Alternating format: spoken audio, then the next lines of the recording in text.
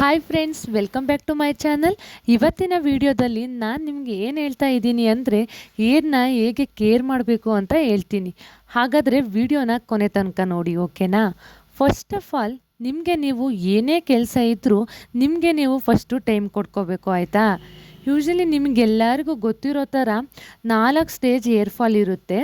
First ಒಂದು ಮತ್ತು second ಸ್ಟೇಜಲ್ಲಿ ಕೂದಲು ಸ್ವಲ್ಪ ತೆಳುವಾಗಿ ಕಾಣಿಸೋಕ್ಕೆ ಸ್ಟಾರ್ಟ್ ಆಗ್ತಾ ಹೋಗುತ್ತೆ.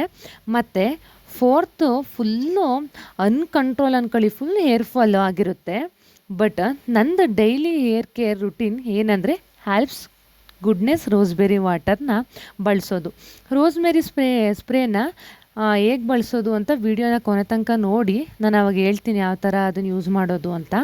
ರೋಸ್ಮೆರಿ ವಾಟರು ಹೇರ್ ಫಾಲ್ಗೆ ಮತ್ತು ಹೇರ್ ಗ್ರೋತಿಗೆ ಡೆರ್ಮೋಕಾಲಜಿಸ್ಟ್ ರೆಕಮೆಂಡ್ ಮಾಡಿರೋದು. ರೋಸ್ಮೆರಿ ವಾಟರ್ ಏನಂದರೆ ಸಿಲಿಕಾನ್ ಫ್ರೀ, ಸಲ್ಫೇಟ್ ಫ್ರೀ, ಹಾಗೆ ಡೆರ್ಮೋಕಾಲಜಿಸ್ಟ್ ಟೆಸ್ಟೆಡ್. ಯಾವುದೇ ಸೈಡ್ ಎಫೆಕ್ಟ್ಸ್ ಇಲ್ಲ. ಅದರಿಂದ ನೀವು ಸೇಫಾಗಿ ಯೂಸ್ ಮಾಡ್ಬೋದು. ನೋಡ್ತಾ ಇದ್ದೀರಾ ಅಲ್ವಾ? ಇದನ್ನು ನೀಟಾಗಿ ಹೇರ್ನ ಪಾರ್ಟಿಷನ್ ಮಾಡ್ಕೊಬಿಟ್ಟು ಸ್ಕ್ಯಾಲ್ಪ್ಸ್ಗೆ ಸ್ಪ್ರೇ ಮಾಡ್ಕೊಳ್ಳಿ. ಆಮೇಲೆ ನೆಕ್ಸ್ಟು ಜೆಂಟಲಿ ಲೈಟಾಗಿ ಮಸಾಜ್ ಮಾಡಿ, ಒಂದು 10 ಮಿನಿಟ್ಸ್ ಮಾಡಿ. ಮತ್ತು ಇನ್ನೊಂದು ವಿಷಯ, ಸ್ಪ್ರೇನ ನೀವು ವೀಕಲ್ಲಿ 2 ಟೈಮ್ಸ್ ಆದರೂ ಯೂಸ್ ಮಾಡ್ಬೋದು, ಇಲ್ಲ ಅಂತಂದರೆ 4 ಟೈಮ್ಸು ಯೂಸ್ ಮಾಡ್ಬೋದು, ಓಕೆನಾ? ಆಗ ನಿಮಗೆ ಗುಡ್ ರಿಸಲ್ಟ್ ಗೊತ್ತಾಗುತ್ತೆ.